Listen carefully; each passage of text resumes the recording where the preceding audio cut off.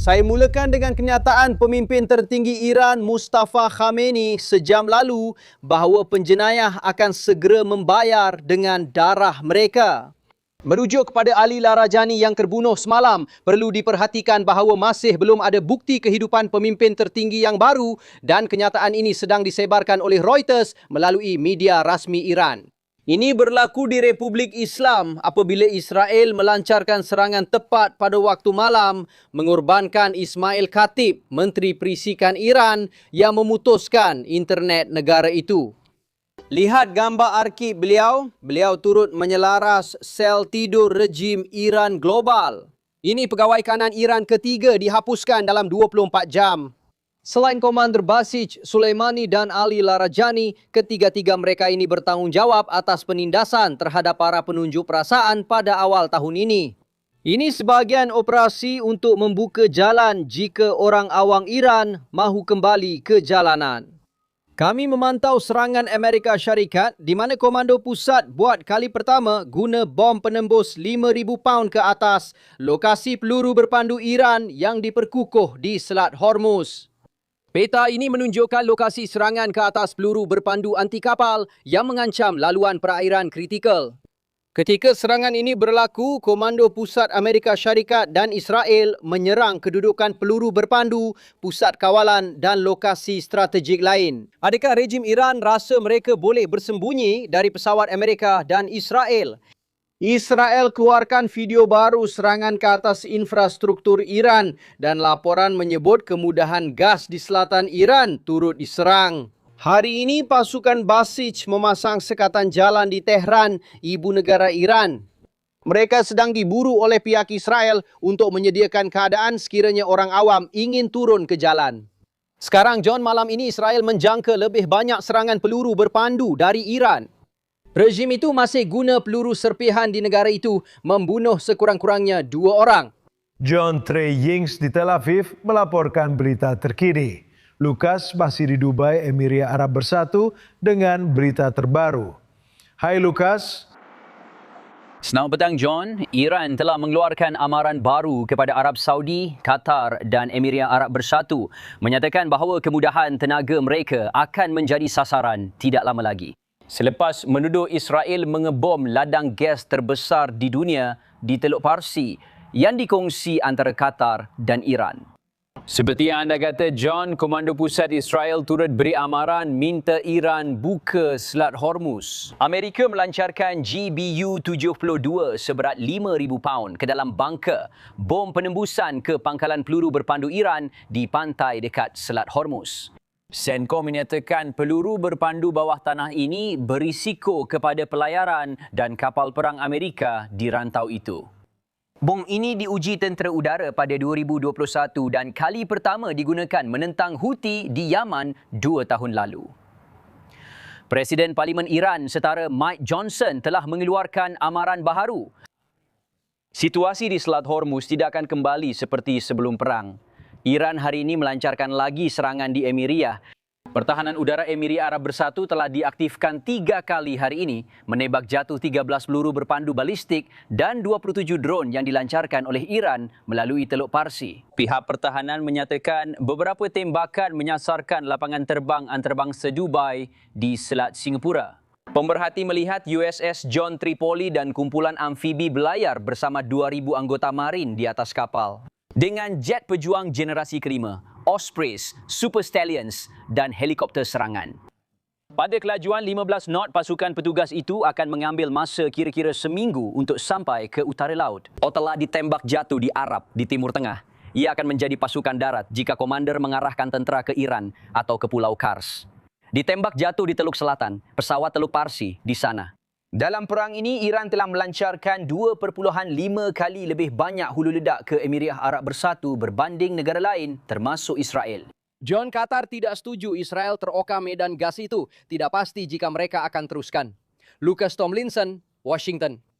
Sebentar tadi orang Iran melancarkan peluru berpandu balistik ke Tel Aviv dan sistem pertahanan Israel meminta serangan itu.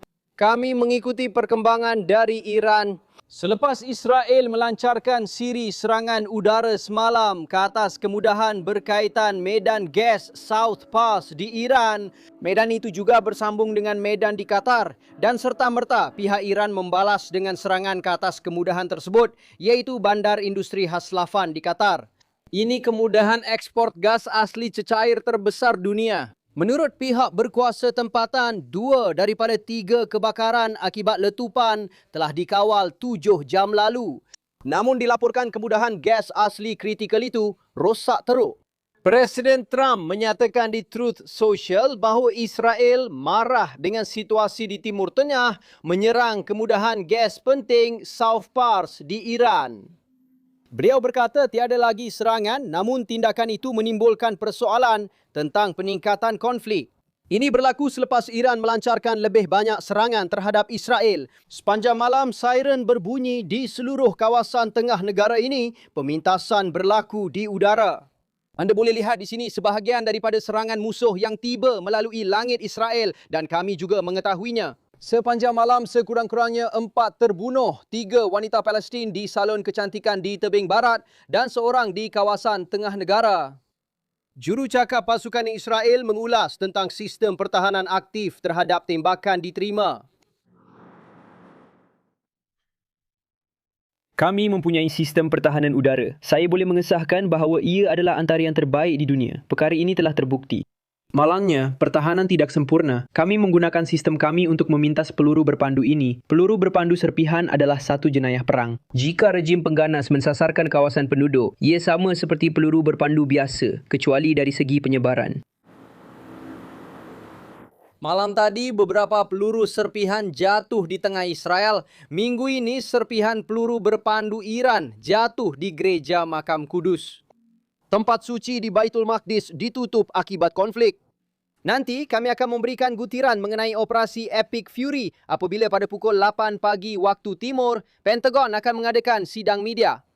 Betul, kami akan terus memantau. Dan Trey, banyak yang diperkatakan tentang pemimpin agung baharu Iran, Mustafa Khamenei. Maklumat terbaru dari sumber keselamatan Israel kepada Fox News menggambarkannya sebagai entiti kosong tanpa kawalan ke atas rejim itu. Tetapi, mungkin yang lebih penting, individu itu terus mengatakan bahawa rejim Iran sekarang ini sedang berpecah belah, keliru dan hampir tidak berfungsi.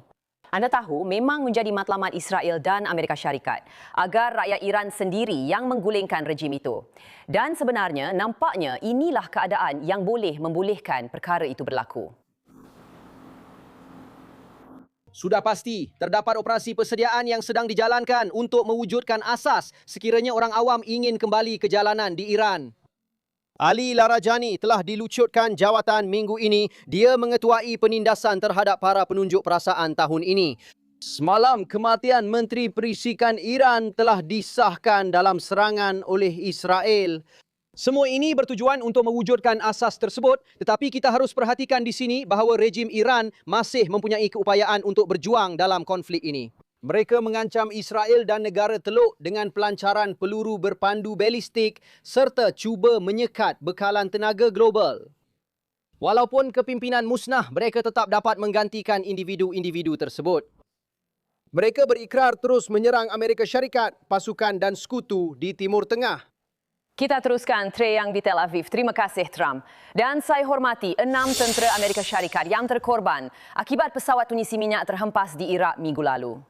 Presiden menghadiri upacara di sebuah pangkalan di Delaware untuk menyambut kepulangan jenazah. Major John Alex Cleaner dari Alabama, Kapten Ariana Savino dari Washington, Dia Sarjan Technical Ashley Pruitt dari Bardstown, Kentucky. Kapten Seth Koval dari Miami, Mooresville, Indiana, Kapten Curtis Angst dari Wilmington, Ohio, dan Sarjan Teknikal Tyler Simmons dari Columbus, Ohio.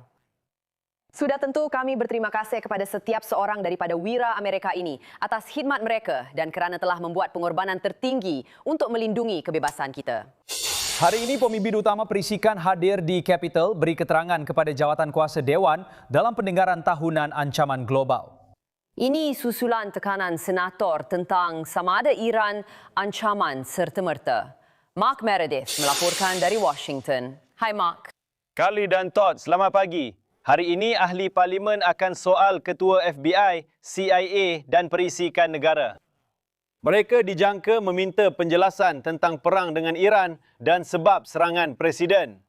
Pada Rabu, Senator menyoal Perisikan tentang mesej bercanggah mengenai kuasa nuklear Iran.